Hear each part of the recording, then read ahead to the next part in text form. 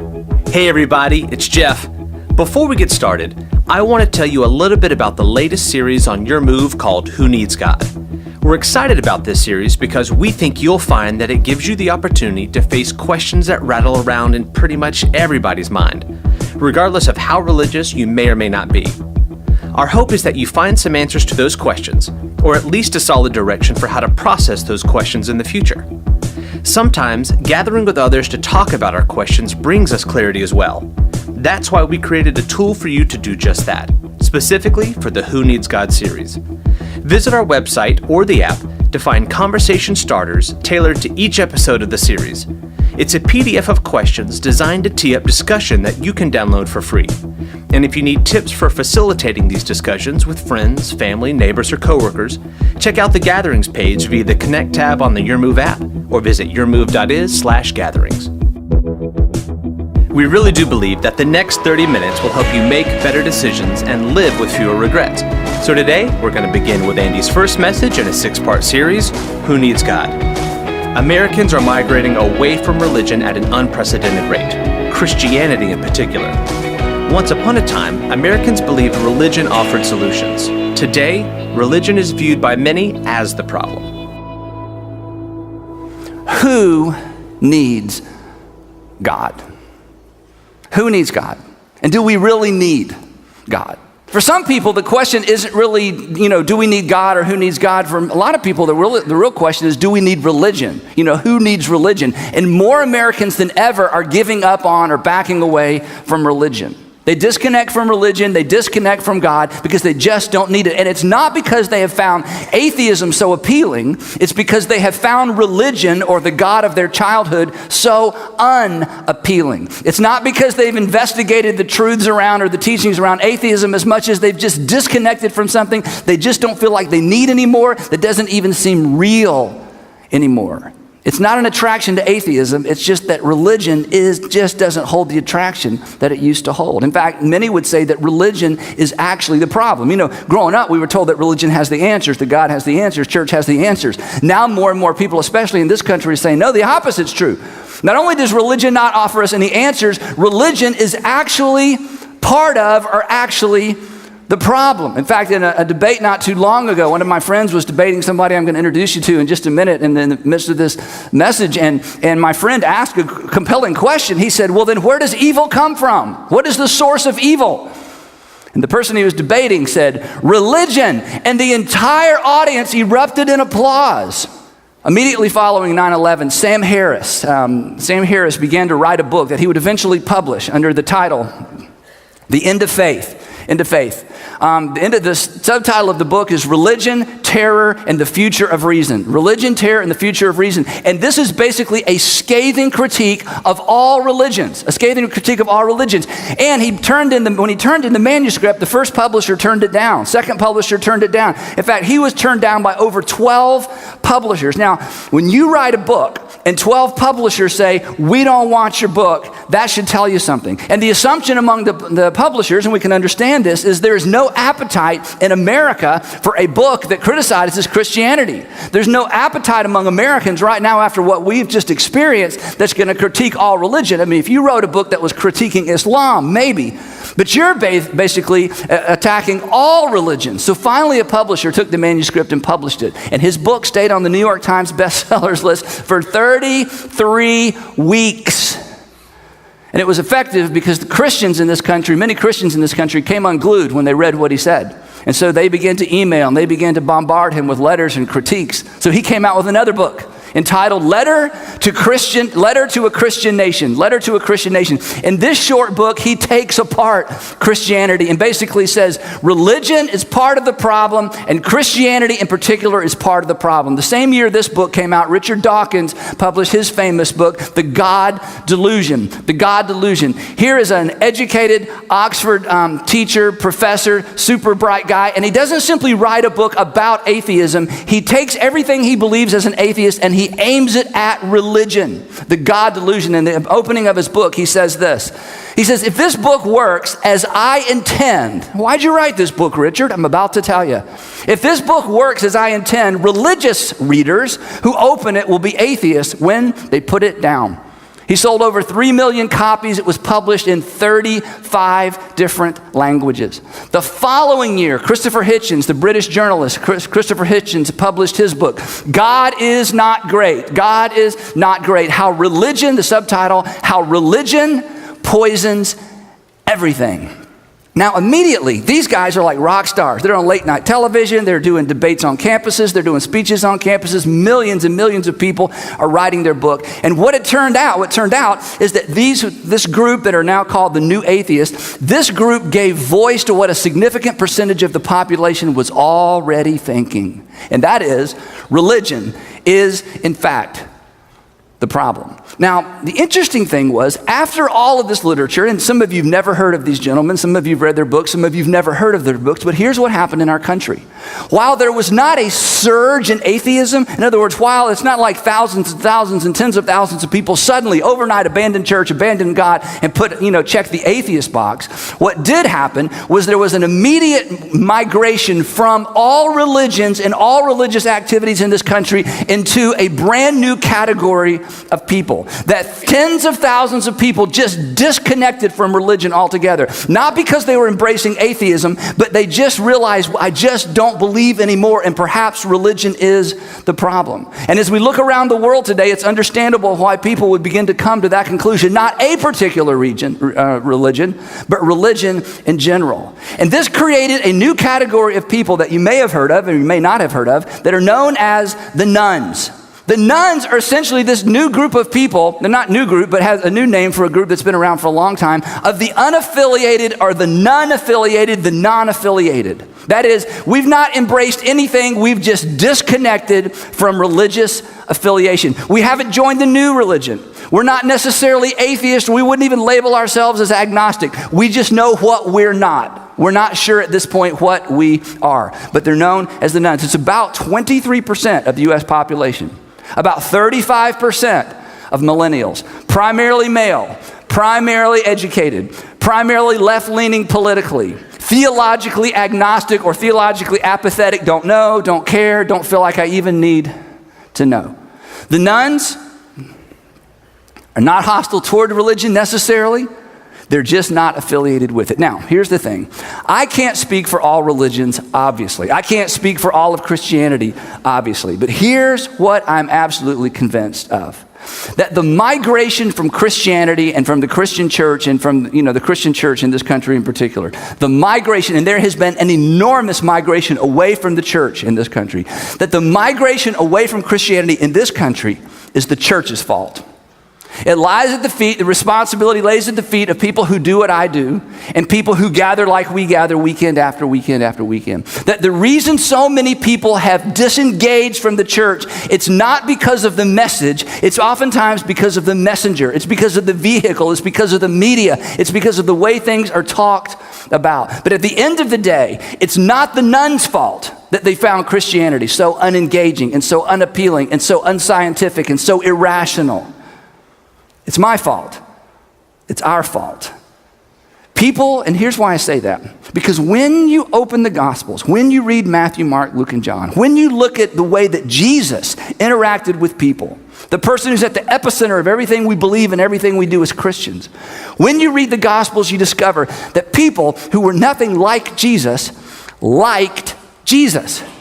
And you discover that he liked them back. So perhaps if our Christianity isn't compelling, if our Christianity isn't attractive, if our Christianity doesn't have any stick, perhaps we have the wrong version.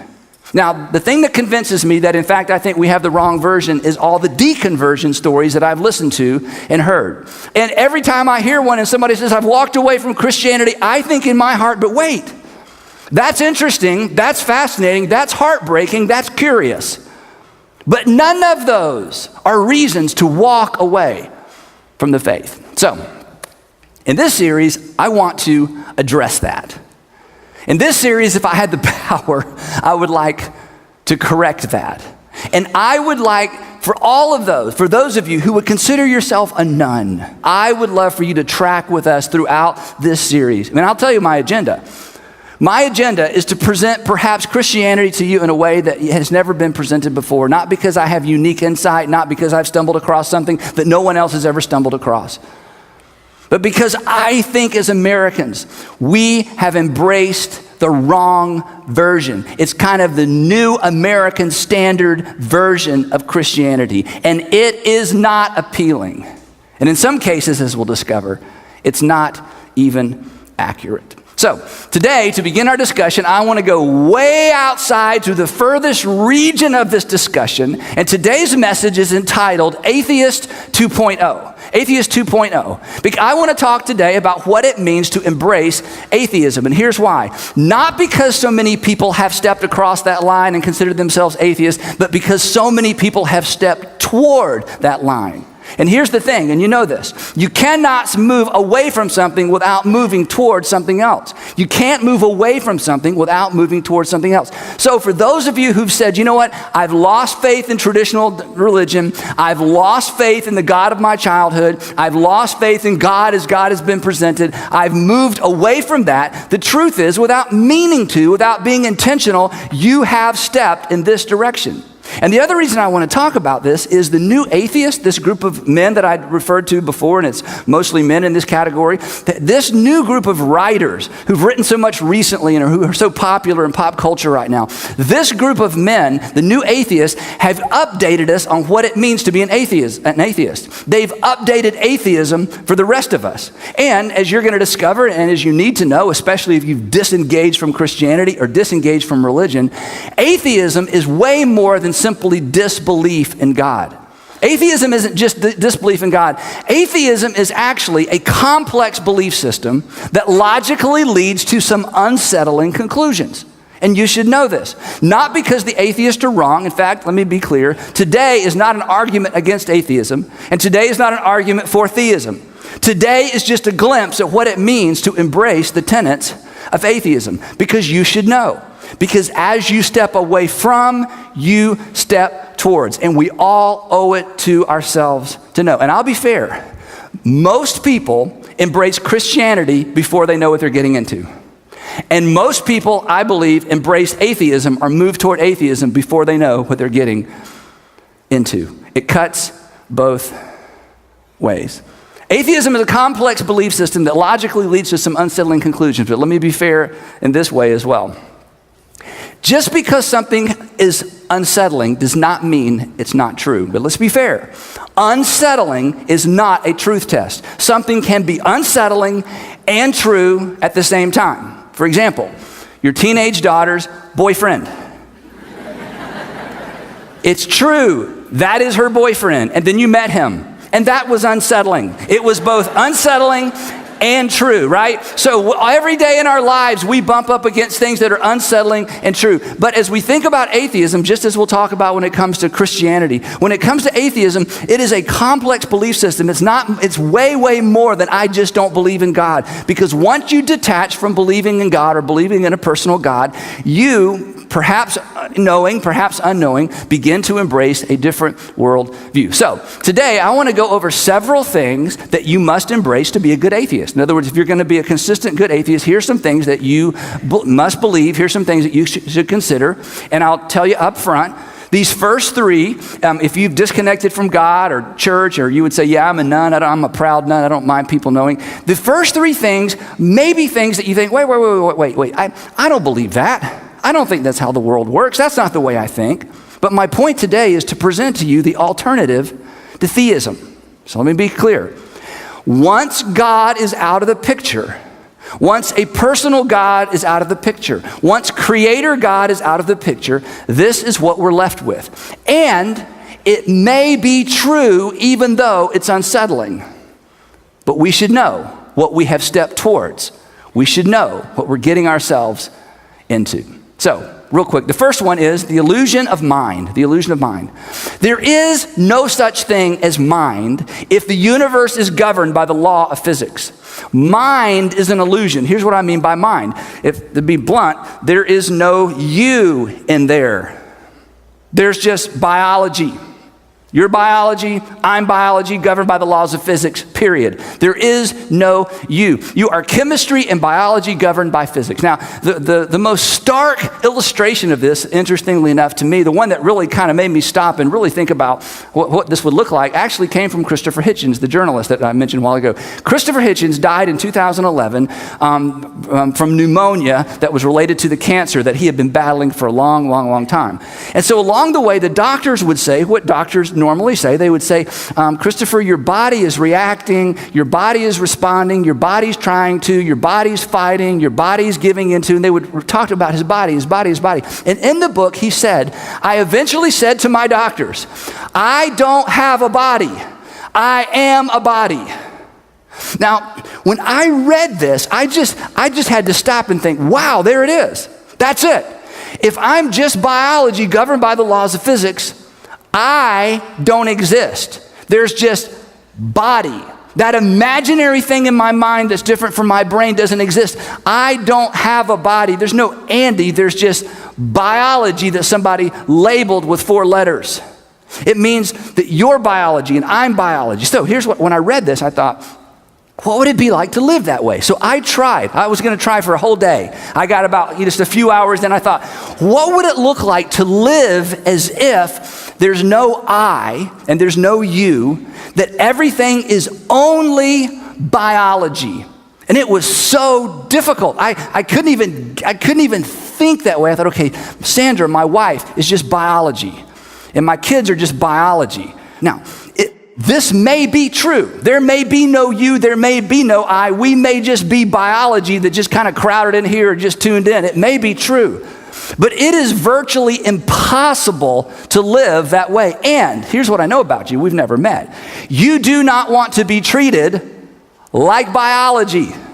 You want to be respected as if there is a you in there somewhere. Now, that doesn't make it true. It's just one of the most uncomfortable byproducts of taking theism off the table, of taking God out of the equation. The second one is the illusion of will, the illusion of free will. In a world governed by physics, there is no room for free will. There is no room for decision making. That every decision you've ever made is an illusion. You have never actually decided anything. There is no way to explain, there's no way to factor in freedom in a world governed by the laws of physics. Stephen Hawking, you've heard of Stephen Hawking, a brilliant, super brilliant guy, written lots of books, famous because he has ALS. He is dying, but he is dying so slow, but his brain is just so brilliant, when he communicates through a device. And he, not too long ago, did an entire lecture on determinism. Somebody asked the question in the lecture, and he answered it this way. I forget the question, but the answer was, man is determined. Everything about man is determined, but it doesn't matter.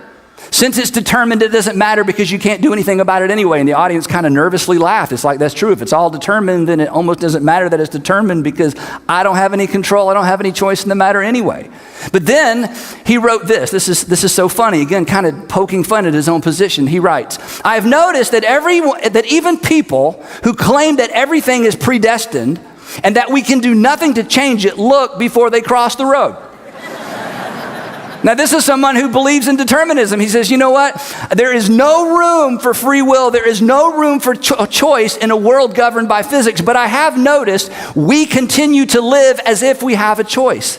So once again, when you take God out of the picture, when you take theism off the table as an option, you're left with a world where choice is an illusion. And that may be true. I'm not arguing that it is or that it isn't.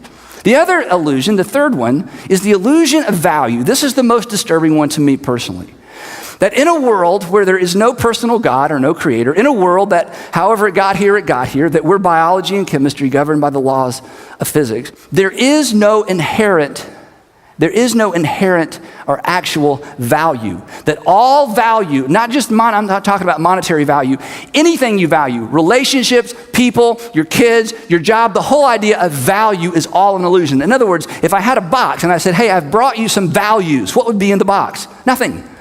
Value is something we leverage every day. In fact, we leverage it in every conversation. I'm leveraging it right now. We leverage the idea of value all the time, but value is not a thing. And in a world where freedom is impossible, Value is impossible as well. We experience it, but it is an illusion, which means there is no inherent or actual value to anything. There is only ascribed or assigned value. There is no inherent, nobody is inherently valuable. We just ascribe value to that person. And if atheism is true, we have no choice over the value we ascribe to those people.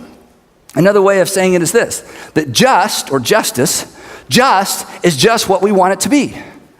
Just is what we've been predetermined to decide that it is. So when we fight for justice or we stand for justice or fairness or equality or all those things that we talk about all the time, it is all an illusion. It doesn't actually exist. We are making it up. Now, the other things in the list of things you have to embrace if you're going to be a consistent atheist, if you decide, I don't want God in the equation, I don't want religion in the equation, I'm moving in this direction, are some things that you heard about growing up. And these are kind of the classic arguments for or against evolution or for or against atheism. The first one is that something came from nothing. Something came from nothing. Still in science today, this is a big mystery. That doesn't mean we won't solve the mystery. We're going to talk about that next week, actually. It doesn't mean this will never be solved, but currently there's no coherent hypothesis, there's certainly no coherent theory about where everything came from. We get as far back as the Big Bang, but there's not even language to talk about before the Big Bang because the word before assumes time. But when the Big Bang bang, time, space, and matter, and the laws that govern everything, the laws of physics, were all created in that moment, or all came to be in that moment. In fact, Richard Dawkins admits this. He famously says this. He says, the cosmology, not cosmetology, pay attention, cosmology, because this isn't true of cosmetology, cosmology is waiting on its Darwin. We're still waiting on somebody to come along to give us a coherent explanation of why, and these are the big questions, why there is anything at all. The other thing that you have to embrace, and again, these are the kinds of things that we talked about in school or talked about growing up, is that first life emerged from no life with no help. That first life emerged from no life with no help. Now, for those of us who aren't scientists, which is most of us, for most of us who haven't thought about these things since, high school or maybe a lab that you had in college, most of us just don't live in this world. The whole idea of first life coming from no life, that problem is so far away that it seems probable that somehow, some way it worked out. Maybe it's possible. Richard Dawkins says we know it happened because here we are. So we know it happened, so there's that argument. But for that to have happened, it is so extraordinarily complex. From lifeless matter, think about this, from lifeless matter to what Francis Collins refers to, I love this, he refers to it as the digital elegance of DNA. From lifeless matter to the digital elegance of DNA. The next one is that natural selection is responsible for all life after the first life. That natural selection, the process of natural selection, this is what Darwin gave us. The natural selection is responsible for all life. Didn't give us the first life, but after the first life. Now, the interesting thing about natural selection is, let me just read you something. When I finished The God Delusion, Richard Dawkins' book, The God Delusion, at the end, he talks about natural selection, and he gives his own description of natural selection. And honestly, when I read what I'm about to read to you, when I read this, I almost felt like he was making fun of his own view.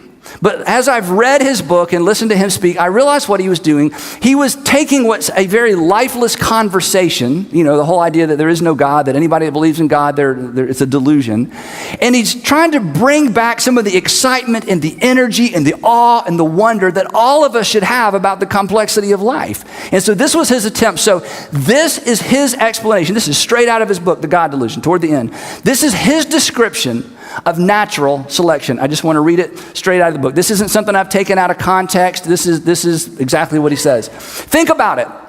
On one planet, and possibly only one planet in the entire universe, molecules that would normally make nothing more complicated than a chunk of rock, molecules that would normally make nothing more complicated than a chunk of rock, gather themselves together into chunks of rock-sized matter of such staggering complexity that they are capable of running, jumping, swimming, flying, seeing, hearing, capturing and eating other such animated chunks of complexity, capable in some cases of thinking and feeling and falling in love with yet other chunks of complex matter. He may be right, and he is a heck of a lot smarter than I am, okay? I have a degree in theology, okay? I am not qualified to talk about any of this stuff, okay? I just own that. I admit that. But when I read this, I thought, that is overwhelming. But my friends, that is where we are once God is taken out of the equation. And then he ends it with this statement. He says, we now understand, and he's talking about Charles Darwin and, the origins of the species and, his big discoveries that when he came out and sort of introduced evolution to the world, talks a lot about that. He says, now we understand, thanks to Darwin, now we understand essentially how the trick is done. And then he goes on to say, before Darwin, we had no idea how matter assembled itself into such complexity and reproduced to get us to where we are today. But thanks to natural selection, now we understand how the trick was done. Here, sort of just my personal observation as I've just immersed myself in all this over the past bunch of months. It is virtually impossible for me to think about natural selection without it starting to sound like an invisible personal force with an agenda. When I read these kinds of things and when I read what's written about natural selection, every time I read it, it feels more and more and more, not less and less and less. It feels more and more like an invisible personal force with an agenda. It's relentless. It's disciplined. It can't be stopped. It's like it's moving towards something constantly for millions and millions and millions and millions and millions of years until we finally get to where we are today. But if there is no God, I'm completely mistaken. That it is a process that I couldn't show to you any more than I can show you value, or I can show you mind, or I can show you compassion, or anything else. It's a force that's behind everything that got us to where we are today. And there's tons of scientific evidence to the fact that that is the case, that it was natural selection that got us here. The question is, did it have any help? So let's be honest, okay? If you are losing or have lost faith in God, it is more personal than that. Atheism hasn't become more appealing. It's that religion has lost its appeal. Atheism hasn't become more appealing. Your version of theism has lost its appeal, or no longer seems like it could be real. You have lost something. You have not intentionally stepped toward something else. You lost, or you're losing your faith in God. And I'm going to do my best for these next few weeks. As arrogant as this may sound and as easily misunderstood as this may be. I want to do my best over the next few weeks to convince you that the God that you lost faith in probably never existed in the first place. That the version of God you lost faith in was the childhood God who never grew up. And that you walked away, not because you're not smart, and not because you're not sincere, and not because you're not asking the right questions, but perhaps you walked away from Christianity anyway, needlessly. You had the wrong God. Now, my purpose today isn't to convince you of theism or to convince you against atheism. My purpose today is simply to shine a light on the alternative. Because if there is no God, this is what we're left with. And it may, I'm being honest, it may be true. There may be no will, only the illusion of will. There may be no value, no ought not, no justice, just the illusion. And there may be no mind. There may be no you. But we hope not. We hope not. See, we've never met, but here's what I know about you. We hope there is more. We hope we are more. But our only hope for that hope is God. So, who needs God? Perhaps we all do. Thanks so much for listening to Your Move. There's a lot to digest from each episode of this series, and we believe that having a conversation with others can really help with that. Don't forget to check out the conversation starters we've posted on yourmove.is and in the Your Move app to get started. Please don't be shy about letting us know how your conversations go. We'd love to hear about them.